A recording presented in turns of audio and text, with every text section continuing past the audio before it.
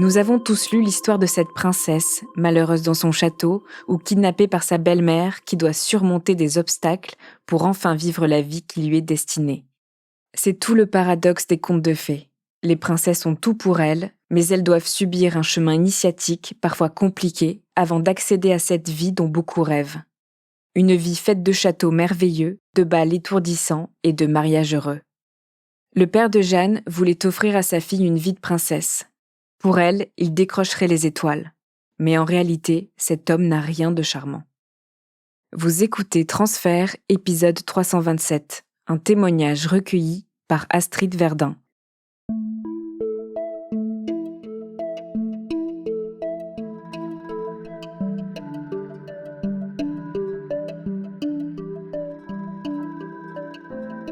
Quand je suis petite, je grandis avec mon père, ma mère et ma grand-mère paternelle. Et depuis l'enfance, je comprends très vite que ma famille paternelle est arménienne, est d'origine arménienne. Ils parlent en arménien entre eux, ils se disputent beaucoup en arménien. Ils veulent pas m'apprendre cette langue, parce que mon père veut que je sois parfaite française.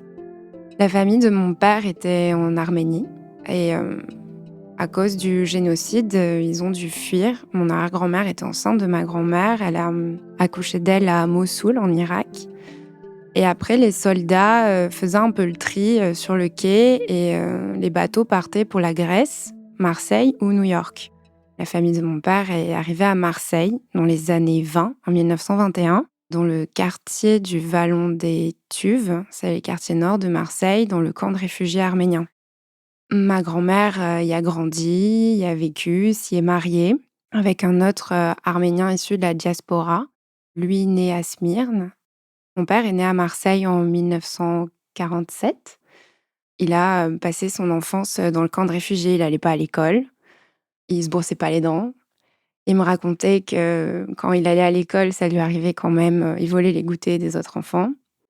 Que le canal de Marseille passait au milieu du camp et que les enfants allaient chercher de l'eau avec un seau et que l'hiver, les parois étaient gelées, que souvent des enfants étaient emportés et se noyaient ou disparaissaient. Et c'est tout naturellement que, à l'âge de 14-15 ans, il a commencé à traîner un peu dans le quartier, puis sur les docks à Marseille et il a commencé à faire du business. Ma mère me raconte pas grand-chose de sa vie. Ce que j'apprends sur la vie de ma mère, c'est surtout ce que j'entends de son frère, de sa sœur, de sa mère ou son père. Je sais que c'était des Italiens qui ont fui le fascisme dans le sud de l'Italie, autour de Naples.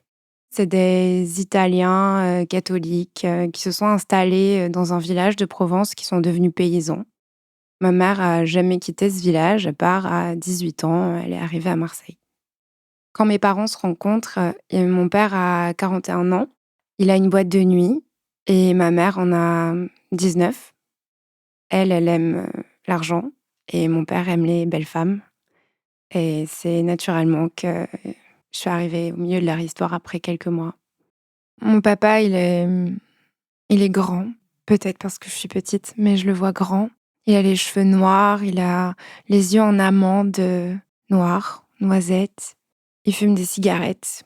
Il a un visage dur. Il a beaucoup de charisme. Quand il dit de se taire, tout le monde se tait. Quand il rit, tout le monde rit. Quand il crie, tout le monde a peur. On vit dans une grande villa, dans les Calanques, au bord de l'eau, tout près de Marseille. Donc, dès ma petite enfance, par exemple, le matin, je me lève pour aller à l'école et il y a mon père dans le salon. Ce matin-là, il pleut. Et mon père me dit retourne te coucher, les princesses vont pas à l'école sous la pluie. C'est vraiment une vie où je vais terminer l'école à 16 heures et mon père va venir me récupérer en Porsche ou toujours une voiture de luxe.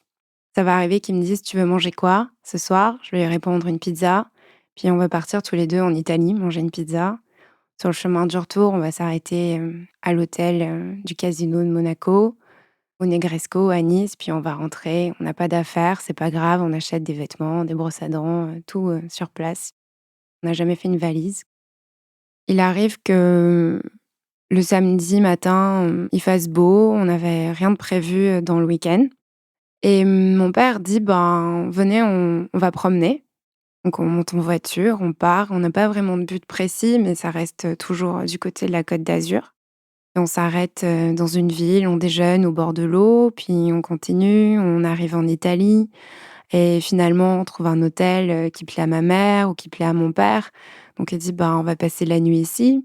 On n'a pas d'affaires, donc on va acheter, tout ce qui nous manque, on fait les boutiques et le soir, eux, ils vont au casino. Moi, je reste, souvent à l'hôtel. Ça peut durer un jour, 2 jours, 3 jours. Parfois, on rentre le mardi, j'ai raté l'école. On est allé en promenade, juste 1 heure et finalement on rentre, 4 jours plus tard. Pour moi, c'est de l'ordre de la liberté. C'est presque de l'ordre du quotidien, en fait. Je suis à chaque fois très excitée à l'idée de monter en voiture et de pas savoir où je vais.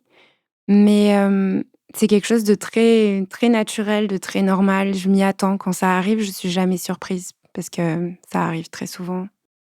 Mon père m'élève, comme si rien n'était impossible. Il me dit que la chose la plus importante dans la vie, c'est pas l'argent, mais c'est les souvenirs que tu te crées, en voyageant.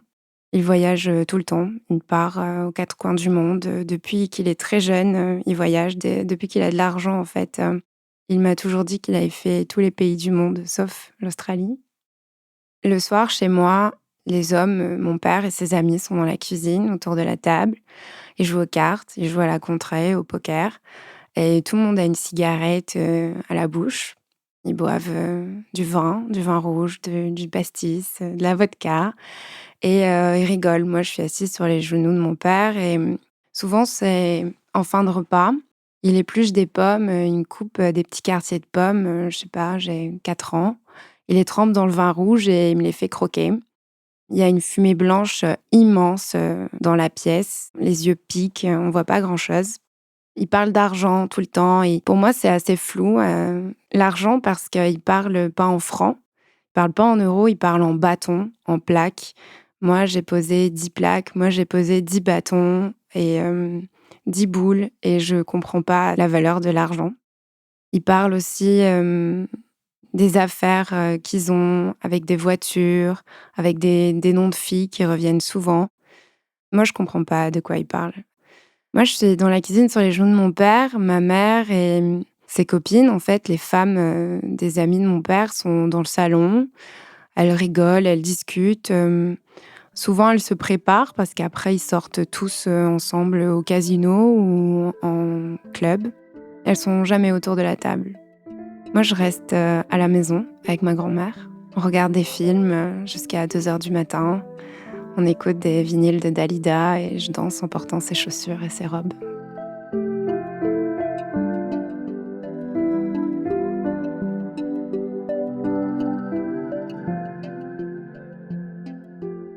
Depuis que je suis toute petite, mon père veut que j'ai peur de rien. Si je tombe et que je me mets à pleurer, il va un peu lever la voix pour que j'arrête de pleurer parce qu'il dit que non, j'ai pas mal. Un jour, j'ai dit que j'avais peur des araignées, alors tous les soirs, il me prend dans ses bras et on fait le tour, des recoins de la maison pour trouver des araignées et tous les soirs dire: «Bonne nuit aux araignées». Il a, vraiment envie que j'ai peur de rien et que je sois un petit garçon manqué.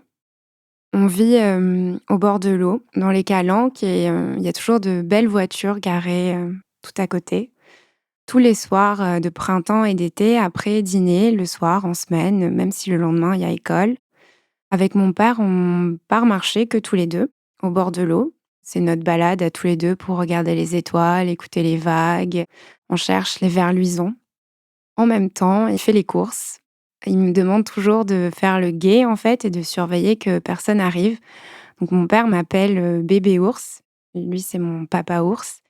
À chaque fois, il me dit, «Bébé ours, regarde que personne arrive» et lui, il vole des clignotants, des phares de voiture, des enjoliveurs. Parce que, dans un de ses business, en fait, sous la villa, il y a un immense garage et mon père est spécialiste dans le cambu. Alors, le cambu, c'est, quand on vole une voiture, les moteurs des voitures ont des numéros de série. avec lesquels ils sont identifiés. Et mon père refrappe les numéros des moteurs pour après changer les numéros des cartes grises et pour pouvoir revendre légalement des voitures volées et spécialisé surtout dans les voitures de luxe. Un soir, autour de la table de la cuisine, à un repas, il raconte à tout le monde, à ses amis, à ma mère, à ma grand-mère, à mes oncles, tantes, on a une grande tablée. Il raconte une histoire qui lui est arrivée 2 jours auparavant dans les montagnes des Alpes. Il voulait voler un modèle de Renault 5 GTI et il y en avait une seule dans le département. Il s'est mis à la guetter avec un ami à lui toute la nuit. Dès qu'il s'approchait, l'alarme se déclenchait. Donc le propriétaire de la voiture sortait, arrêtait l'alarme, retournait se coucher. Donc en fait, ils ont fait ça pendant 4 heures toute la nuit en se disant qu'à un moment, le propriétaire de la voiture allait se dire que l'alarme était défaillante et qu'il allait pas la remettre. Mais à chaque fois, il remettait l'alarme. C'était en plein hiver. Et le matin, il ouvre la voiture avec sa femme, ils chargent la voiture et ils partent au ski. Mon père commence à le suivre pendant des heures, jusque dans une station de ski dans les Alpes. Et donc, il est avec son ami, ils ont une veste en jean sur le dos, ils partaient de Nice. Ils n'avaient pas prévu de se retrouver en station. Et au moment où ils vident la voiture et où ils rentrent les bagages dans le chalet, mon père s'est jeté dans la voiture, a démarré le contact et est parti avec la voiture. Moi, ça me fait rire. Je trouve qu'il est courageux et surtout qu'il a peur de rien. Je trouve ça normal. C'est vraiment, pour moi, c'est vraiment une blague et des histoires comme ça, j'en entends tous les jours. Mon père, il est très aimant. Pour lui, je suis sa merveille. Il me met jamais une fessée, il m'engueule jamais. Mais il est pas souvent là. Il est en voyage, a des affaires. Et il y a de longs moments où je suis seule avec ma mère. Il y a ma grand-mère aussi à la maison, mais ma grand-mère vit dans une partie de la maison qui est un peu isolée. Ma mère et ma grand-mère s'entendent pas du tout, donc elles essaient de se croiser le moins possible. Ma mère, elle parle pas, elle crie. Elle n'arrive pas à communiquer, elle n'arrive pas à s'exprimer calmement. Elle est vite dépassée par ses émotions et surtout, elle est jeune. Elle est maman à 20 ans. Elle me fait vraiment très peur. Soit elle m'ignore totalement et ça me va très bien. J'essaie toujours de vivre dans son dos, c'est-à-dire que j'essaie de faire en sorte qu'elle me voie pas, qu'elle m'entende pas. Et je sais que dès que je vais être surprise à faire quoi que ce soit, même si j'ai pas l'impression de faire une bêtise, je sais déjà d'avance que je vais m'en prendre plein la gueule, qu'il va y avoir des répercussions immenses. Un jour, elle m'achète une jupe et le matin, je dois me préparer pour aller à l'école et elle me dit: «Mais ta nouvelle jupe?» Et j'ai dit: «Non, je veux mettre un jean». Elle me dit: «Non, tu mets ta nouvelle jupe». Je dis: «Non, je veux mettre un jean». Et on continue dans ce combat de oui, non, oui, non. Elle me dit: «OK, très bien, ne mets pas ta jupe, mais tu mettras pas ton jean». Je mets des chaussures, je mets des chaussettes, elle met une veste, le cartable sur mon dos, j'ai ma culotte, elle me prend par la main, elle me sort dans la rue. On marche dans la rue, on croise des gens. Les gens la regardent vraiment très mal. Je comprends que les gens regardent plus mal une mère qui emmène son enfant en culotte dans la rue que de juger une enfant en culotte dans la rue. Et moi, je décide de pas lâcher. Ma mère m'emmène jusque devant le portail de l'école où on voit les autres mamans, les autres enfants. Et moi, je suis devant l'école avec mes chaussettes, mes chaussures, ma culotte, mon cartable.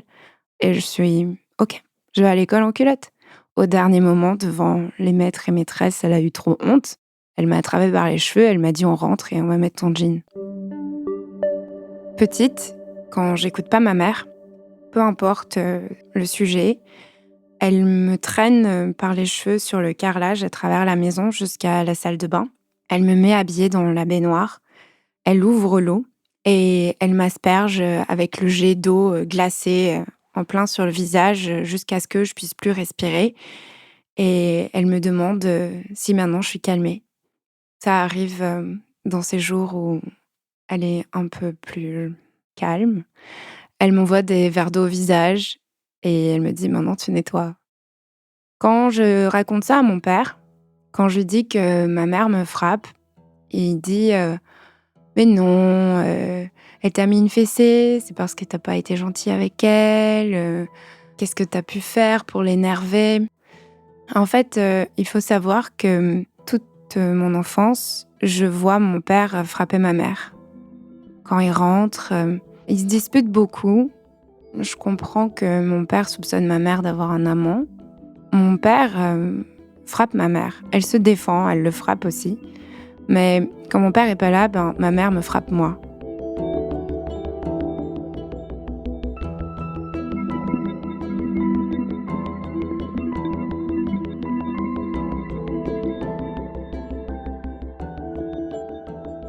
Avant ma naissance et enfant, mon père, est spécialisé dans le vol de voitures, les cambus, il refrappe les moteurs, les machines à sous truquées, les braquages de camions et la fausse monnaie.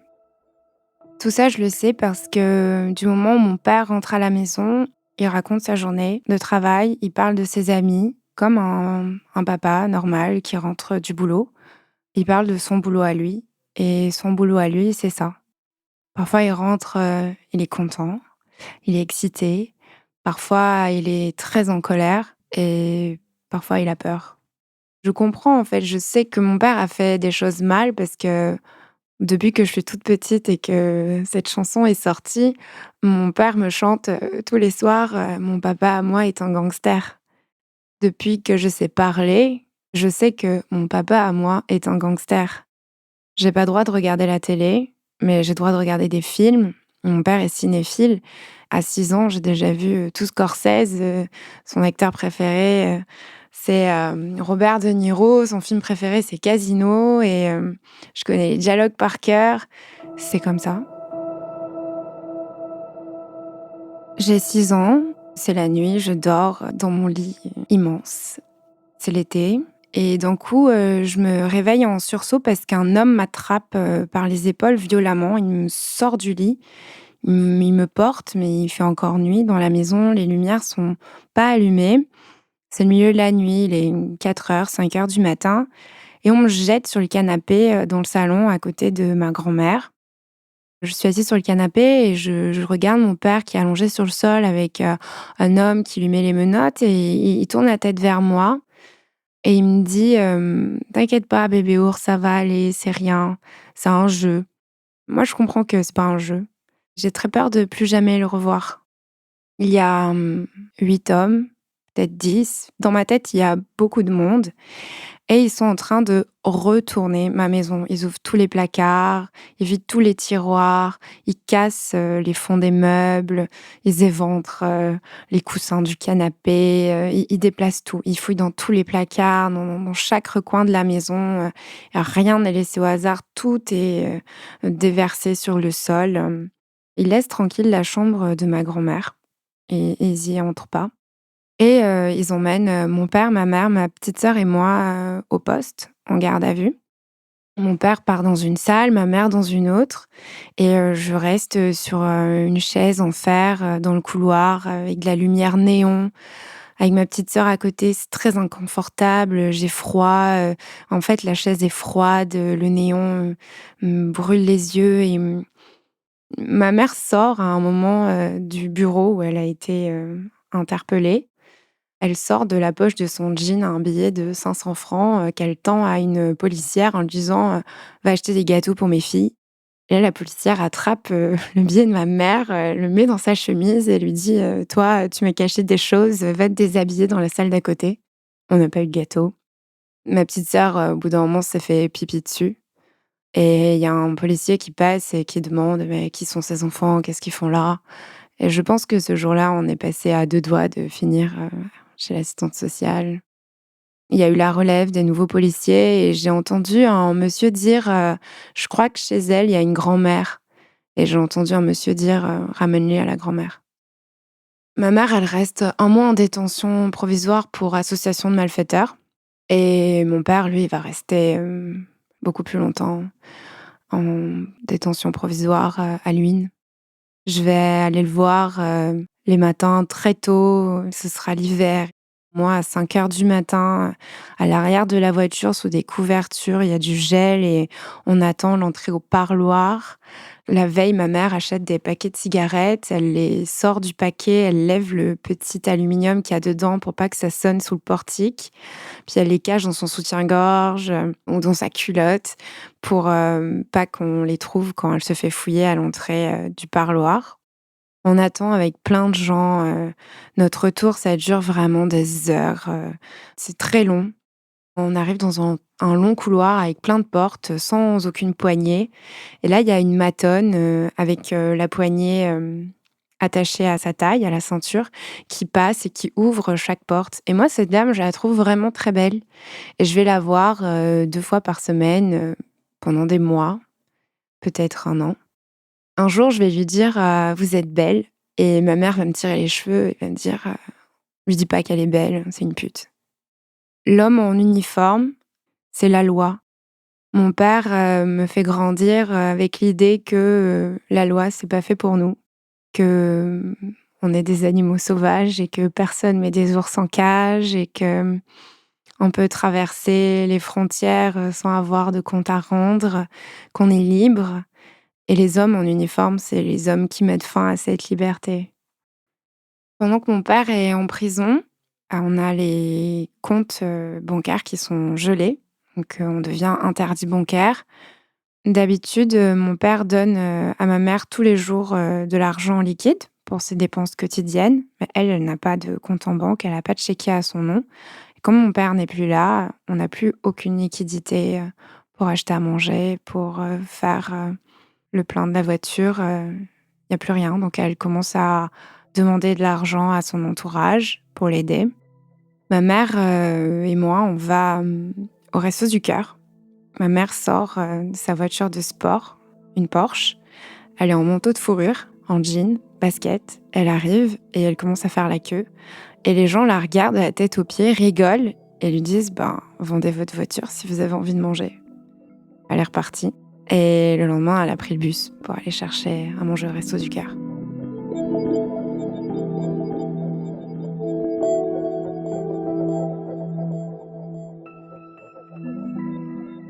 C'est le 24 décembre au soir. Je suis sur la table basse. Il y a ma mère, une amie à elle. Le mari de cette amie est en prison avec mon père. Il y a leur fille avec qui je joue. Et on mange des cuisses de grenouille devant le sapin. On est super contente, ça se passe très bien. Je suis un peu triste parce qu'il y a pas mon papa, mais à ce moment-là, je crois que je me suis fait une raison, je me suis habituée à son absence et d'un coup, je vois, devant la baie vitrée, la tête de mon père et de son ami qui montent les escaliers et ils passent la porte et ils crient «Joyeux Noël». Trouve ça tellement étonnant qu'ils aient été, relaxés le 24 décembre. Est-ce qu'ils l'ont été avant et ils sont rentrés que ce jour-là pour nous faire une surprise? Je le sais pas. Mais c'est le Noël le plus incroyable de ma vie. Mon père est rentré de prison. J'ai eu une maison de Barbie plus grande que moi. C'est le plus joli Noël que j'ai connu. Quand j'ai 8 ans, mon père et ma mère, continuent de se disputer, de se frapper. Un soir, il est très tard, je suis sur le canapé, devant un film avec ma mère et mon père rentre et il est dans une colère impossible et il fait que répéter, qu'un homme, a tourné la tête, a parlé à ma mère, a sursauté quand il a vu mon père et ma mère le regarde même pas, elle l'ignore, et mon père crie, il sort, il va dans le garage et il remonte. Il a un bidon d'essence. Il commence à vider de l'essence dans le salon, sur le canapé, il en jette sur ma mère. Moi, je suis à côté et je regarde et je comprends pas tout ce qui se passe, mais je comprends qu'il se passe quelque chose de grave et mon père a continué de crier et dire: «Je vais mettre le feu, si t'avoues pas, je vais te mettre le feu» et à ce moment-là, il attrape une allumette, il craque l'allumette, il me regarde et il la laisse s'éteindre, dans ses mains et puis il est allé chercher une serpillière et il a tout nettoyé. Ma mère décide de quitter mon père ce jour-là. Elle retourne, vivre avec nous en Provence, dans le village où elle est née, où elle a grandi et mon père reste dans notre villa, dans les Calanques. Je suis triste, de quitter mon père et je demande à ma mère si je peux rester avec mon père. Elle me dit que non, il veut pas de moi. Je sais que c'est pas vrai, mais, je me retrouve dans une vie, juste avec elle. Je vais voir mon père, de façon assez décousue. Ça peut arriver que je le voie, tous les week-ends ou un week-end sur 2, une fois par mois, que je le vois pas pendant 2 mois, puis que je le revois pendant 3 semaines entières. Un jour, c'est l'été, c'est au village, de mes grands-parents maternels, un village en Provence.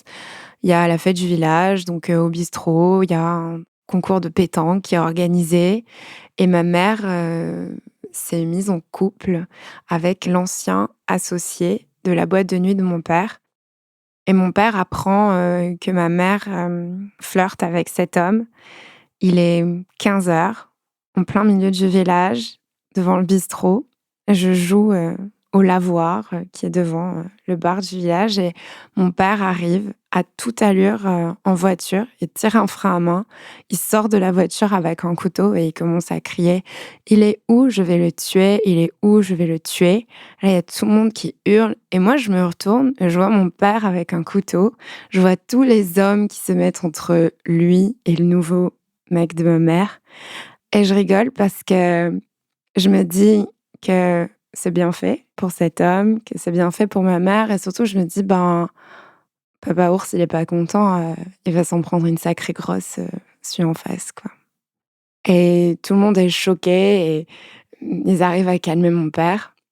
Je vois mon père, repartir avec son couteau, rentrer dans sa voiture, claquer la porte, baisser la fenêtre et dire, «Mon bébé ours, je t'avais pas vu, ça va?» Il s'en va et moi je continue à jouer au bord du lavoir et je crois que les gens ont pas joué à la pétanque après ça. Quelques années plus tard, j'ai 15 ans et j'ai très envie de connaître ma première expérience en boîte de nuit.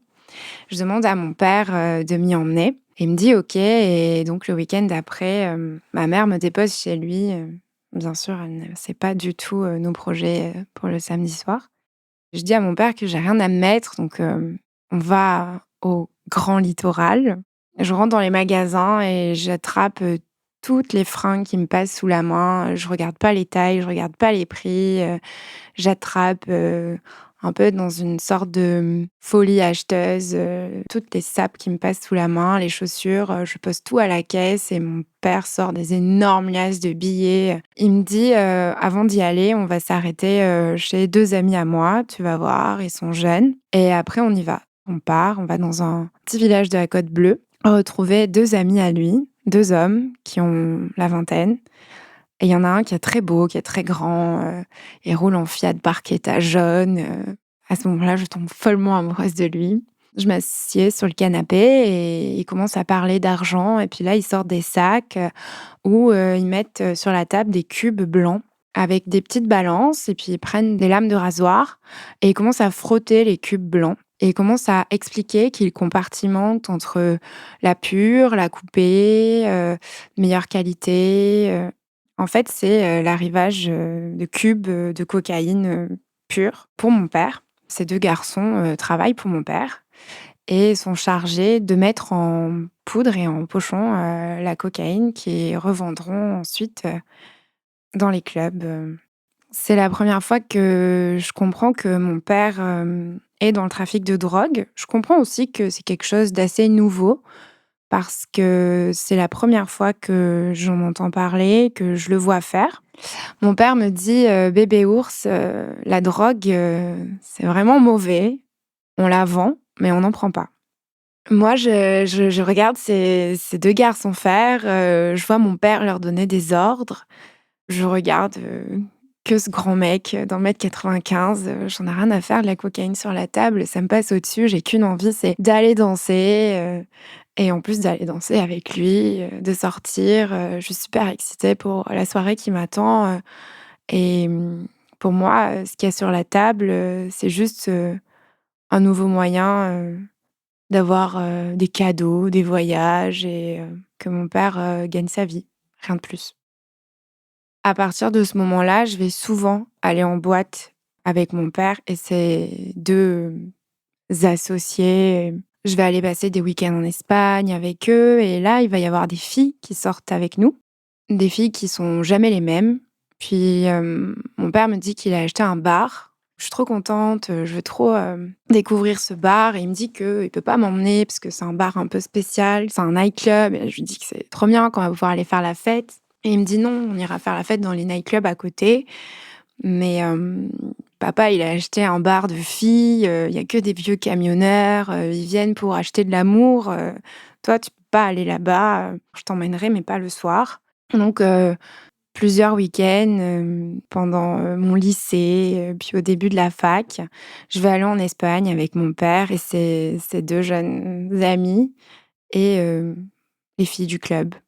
Je vais me faire copine avec certaines, on va danser, elles me présentent des garçons, elles draguent des garçons pour moi, elles m'embrassent, et puis, moi je rentre dormir, chez mon père à la maison et elles, elles rentrent, dormir au club.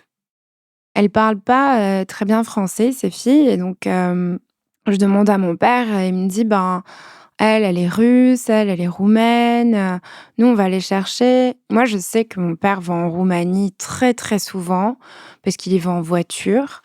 Il a une très grande Skoda pour l'occasion qui fait break. Il a toujours, des tonnes d'histoires à raconter, de ses voyages en Roumanie. Il adore 2 pays, plus que tout, c'est la Roumanie et le Maroc. Il a beaucoup d'amis là-bas, il rigole avec les gens, il dit qu'il est accueilli comme un roi et qu'il ramène, ses filles, de Roumanie parce qu'elles veulent, rentrer, en Europe, mais qu'elles veulent, venir en France ou en Espagne, travailler pour faire de l'argent et qu'elles sont là de leur, plein gré. Pendant mon adolescence, je vais voir mon père par intermittence parce qu'il va rentrer plusieurs fois en prison. En Allemagne pour trafic de drogue, en Espagne pour, proxénétisme, séquestration et enlèvement. Il est accusé par, une des filles, de son bar, une prostituée roumaine. J'échange, des correspondances avec lui, pendant toutes ces années, d'emprisonnement. J'écris, à mon père des lettres et il me répond. On a, des échanges, pendant des années.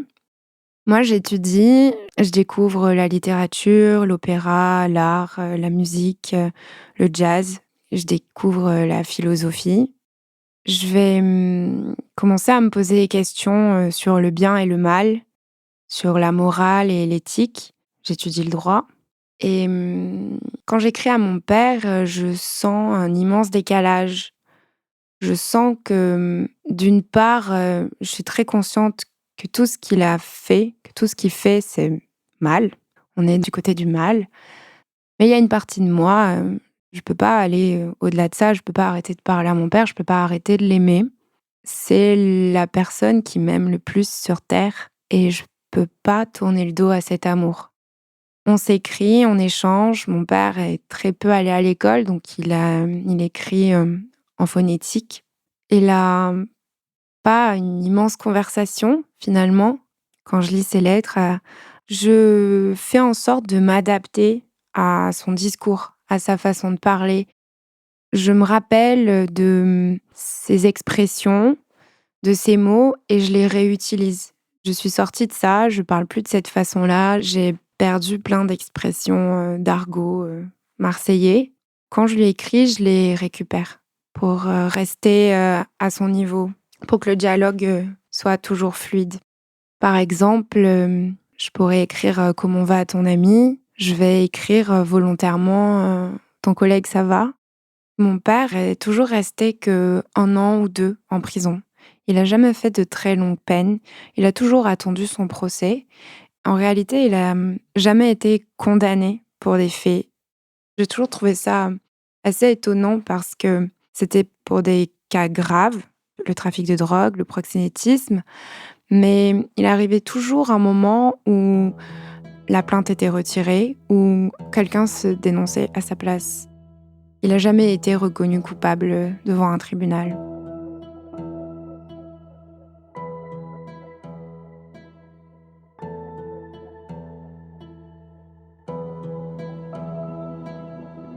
Mon père, depuis toujours, me dit de faire des études. Dès mes 14 ans, quand j'ai voulu avoir, de l'argent de poche, ma mère m'a dit qu'elle me donnait rien, que si je voulais de l'argent, il fallait que je travaille. Donc à 14 ans, j'ai commencé à faire des ménages le mercredi après-midi, la baby-sitter les week-ends.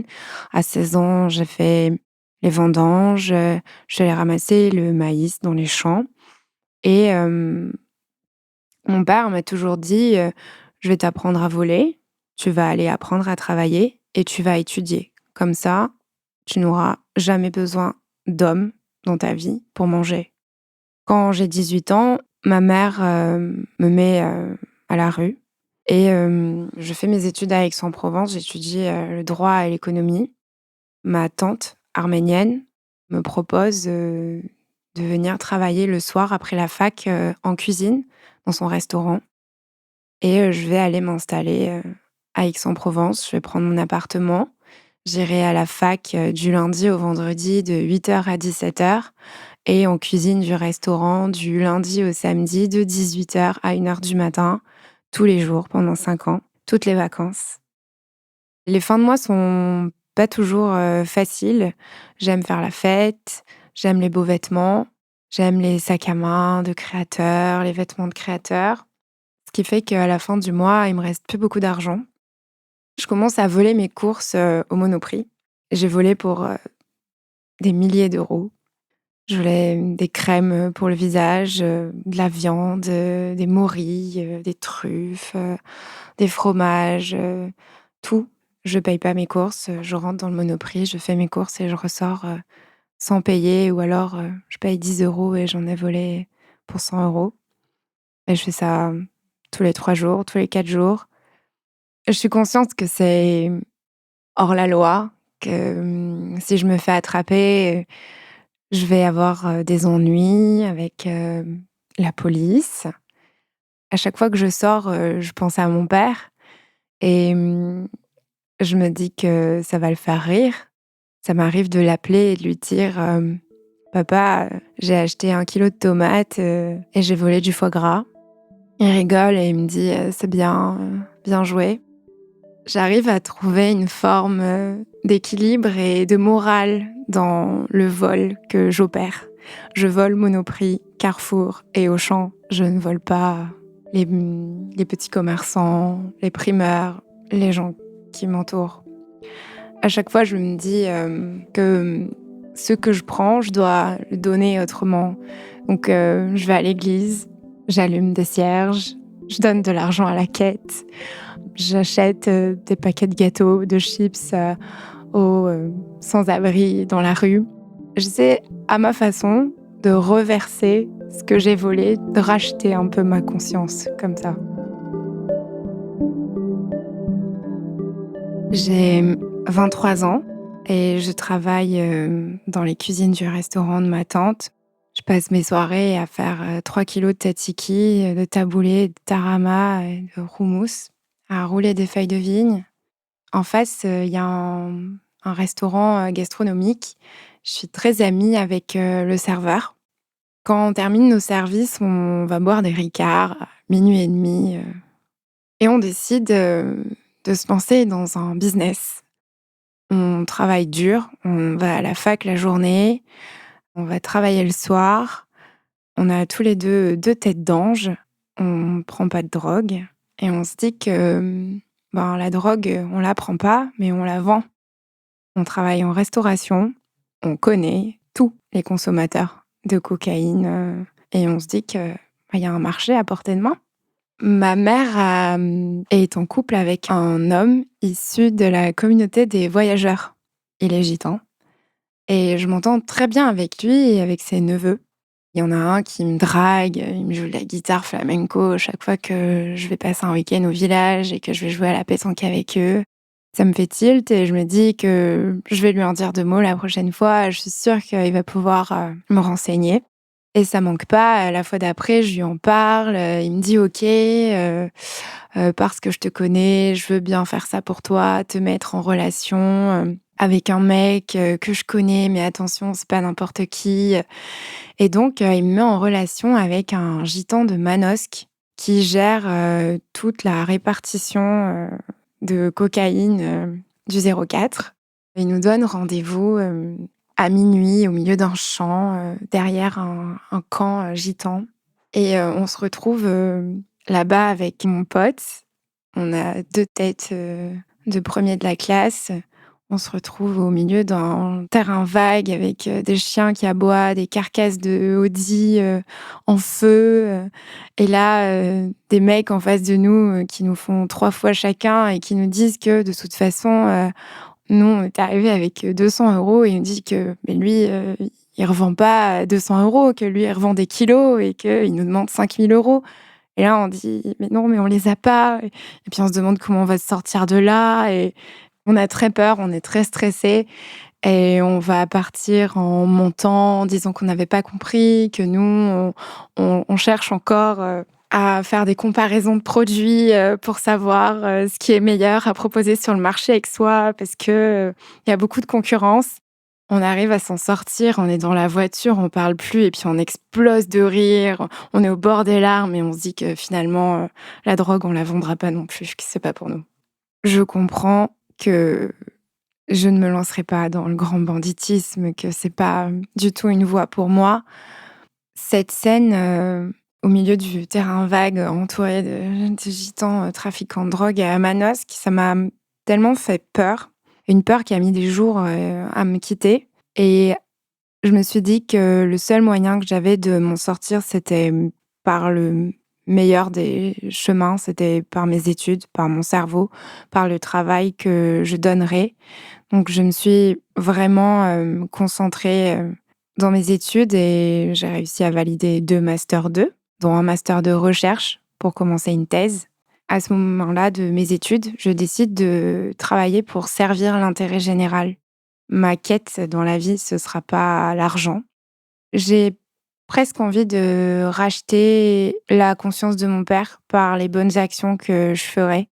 Je veux, avoir, un sens le matin quand je me lève. Je veux pas engranger de l'argent, je veux pas en faire gagner à un patron, je veux pas juste posséder des objets, des sacs et des vêtements.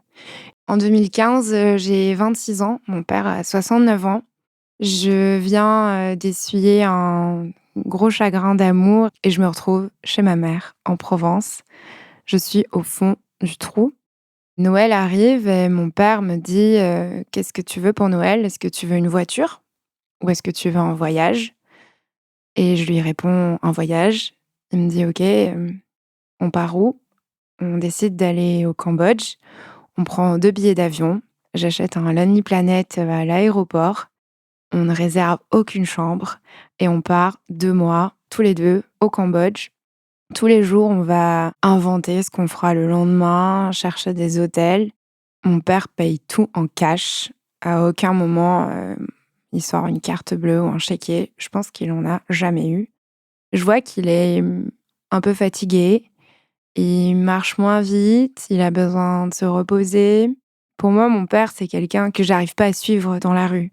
Il marche tellement vite, que, j'ai appris à courir, pour le suivre. Et là, il me demande, de porter son sac parfois, de faire des pauses, il a besoin de se reposer plusieurs jours dans le même hôtel. Il me parle de ses amis qui commencent à tomber les uns après les autres. C'est-à-dire, arrêtés, par la police, en prison. Ils ont son âge. Mon père a 69 ans et des amis à lui de son âge ou à peine plus jeunes se retrouvent, derrière les barreaux avec des peines, allant jusqu'à 15 ans de prison. Ça commence à lui faire très peur et il décide, d'arrêter et de se retirer, de ce milieu-là. Il va partir s'installer, dans un petit village. Il va se trouver un tout petit studio. Quand j'arrive, dans cet appartement la première fois, je suis vraiment décontenancée. Je trouve ça vraiment minuscule et je lui demande pourquoi est-ce qu'il a fait ce choix et il me dit qu'il s'est habitué aux cellules de prison et qu'il se sent plus en sécurité dans un tout petit appartement que dans une grande maison où il serait tout seul. Ma grand-mère est morte, il vit sans elle pour la première fois de sa vie et donc il décide de vivre, dans une petite cage. Mon père, arrête, le banditisme, arrête, son business, de drogue, de filles, de voitures. Il est vieux, il a jamais cotisé pour la retraite. Quand vous allez en prison, l'État saisit vos biens, vos voitures, vos maisons. Vous avez le fisc sur le dos. Quand j'étais enfant, mon père était millionnaire et maintenant que je suis femme, mon père est pauvre. Il vit avec le minimum vieillesse. Il continue de voler dans les magasins tous les jours sa nourriture. Alors, il mange des langoustes, des bouteilles de vin rouge, assez onéreuses. Il se fait plaisir, mais il achète plus. Je, décide de quitter Aix-en-Provence. Je trouve un travail sur l'île de Mayotte. Je décide de m'y installer. 2 semaines avant, ma date de départ, la concierge, de l'immeuble de mon père, m'appelle et me dit: «Mademoiselle, est-ce que vous savez que votre père est en train de mourir?» Et je lui demande: «Mais de quoi vous me parlez?» Elle dit: «Je sais qu'il vous le dit pas parce que moi, il me raconte sa vie. Il m'a dit qu'il avait rien dit à sa fille, mais votre papa, il est en train de mourir, il faut que vous veniez». Donc dès le lendemain, je pars et je vais le voir et je me retrouve, face à un petit monsieur voûté, tout maigre et tout vieux, qui a plus de cheveux. J'apprends qu'il a un cancer de la prostate et mon papa se fait pipi dessus. Il a des couches. C'est quelque chose que j'ai jamais envisagé, que j'ai jamais imaginé, la faiblesse de mon père. Il est indestructible. À mes yeux, c'est un homme tellement fort. Mon papa, à moi, c'est un gangster. Et même les gangsters, ça finit par se faire pipi dessus, à traîner des pieds parce qu'il a trop mal aux jambes, il peut plus marcher. Et je lui dis que je vais pas partir à Mayotte, que je vais rester là, qu'il va venir vivre à Aix-en-Provence, comme ça je m'occuperai de lui.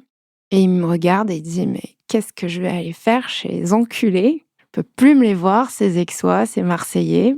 Et il me dit: «Moi, je suis très bien ici. J'ai passé ma vie à voyager. J'étais pas là pour toi tous les jours. Moi, je veux pas que tu restes, je veux que tu ailles en Afrique. Je veux que tu m'appelles et que tu me racontes». Donc je décide de partir. Je vis à Mayotte 1 année, je rentre, en décembre le voir, je rentre en juillet, en août le voir. Il est encore plus malade.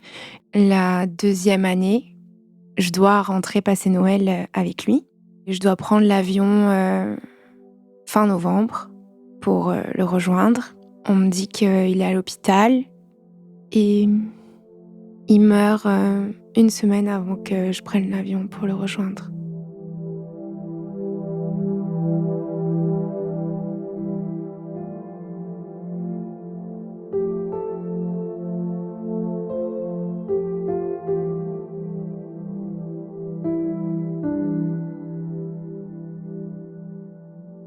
Je ne suis pas sur, les lieux quand mon père décède. Je mets, 3 jours à arriver. Ma mère décide, d'opter pour une crémation et je me retrouve, avec, une urne. Ma mère veut la jeter, sur une plage en Espagne et je dis que ça a aucun sens. Donc je décide d'organiser une petite cérémonie au pied du phare où mon père et moi, on allait marcher tous les soirs, pour voler, les clignotants des voitures. À cette occasion, j'invite, les amis de mon père, que j'ai toujours appelés mes tontons. Ça a été, les anciens grands bandits de Marseille qui ne sont ni morts ni en prison. Je revois des hommes que j'ai pas vus depuis mes 10 ans, qui ont passé pour la plupart, 10 ans en prison, si ce n'est plus. Tout le monde se prend dans les bras, tout le monde, rigole, se dit bonjour. J'ai mis de la musique, il y a Charles Aznavour en fond. C'est une urne qui doit, se dissoudre dans l'eau et donc je décide de la mettre, dans l'eau et puis ma mère, commence à crier et me dit: «Non, pas ici, récupère-la, mets-la plus loin».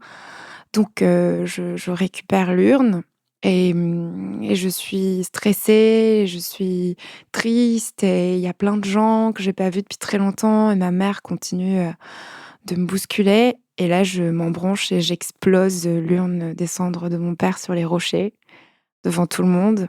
Ma mère court, glisse, se casse le genou Un ami de mon père, un grand bandit de Marseille, arrive avec un bout de carton de pizza pour essayer de ramasser les cendres de mon père sur les rochers et les jeter dans l'eau. Il y a du vent, ça s'envole.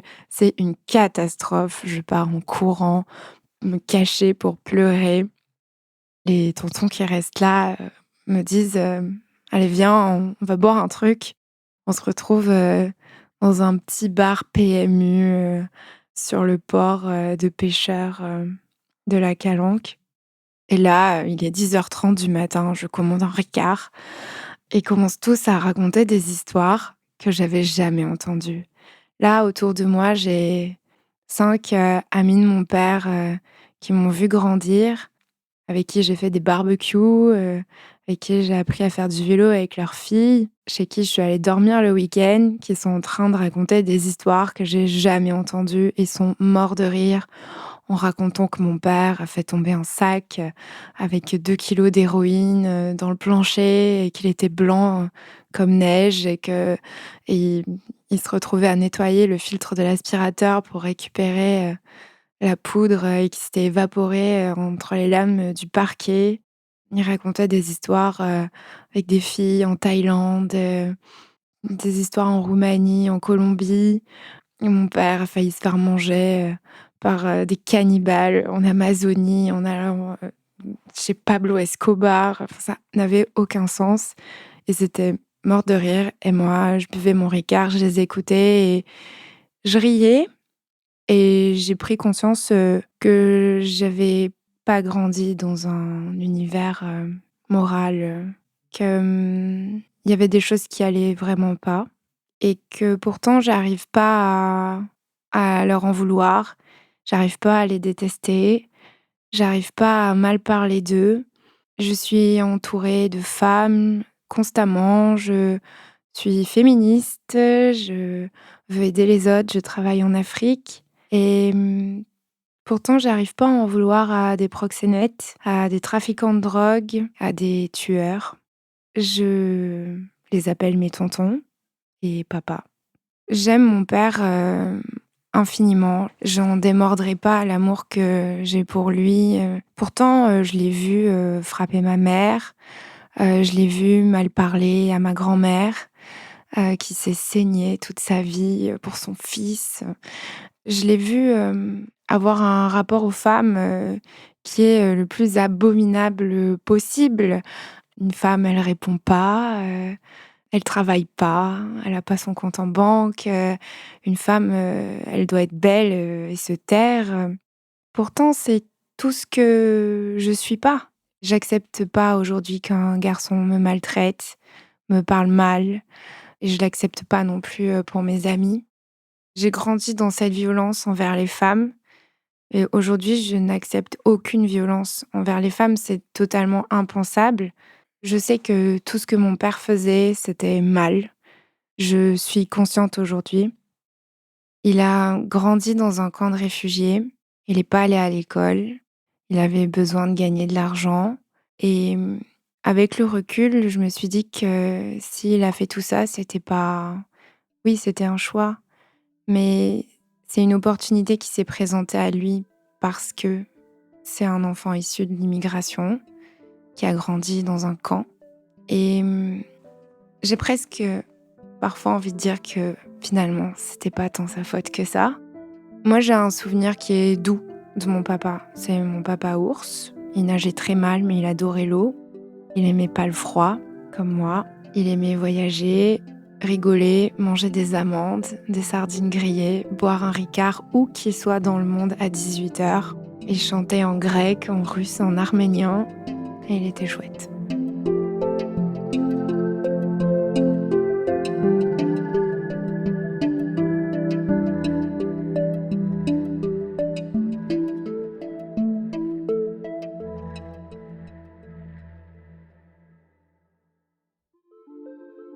Vous venez d'écouter Transfert, épisode 327, un témoignage recueilli par Astrid Verdun.